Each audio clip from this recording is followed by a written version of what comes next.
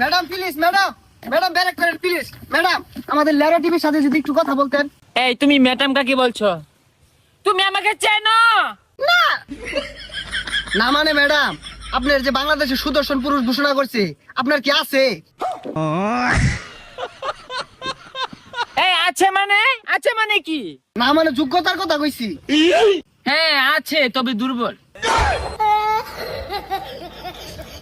দুর্বল মানে? না মানে সাক্ষী দুর্বল ভাইয়া। আমাকে যে সুদর্শন পুরুষ হিসাবে ঘোষণা করেছে না, এটা কেউ নিতে পারে না ভাইয়া, বুঝছো?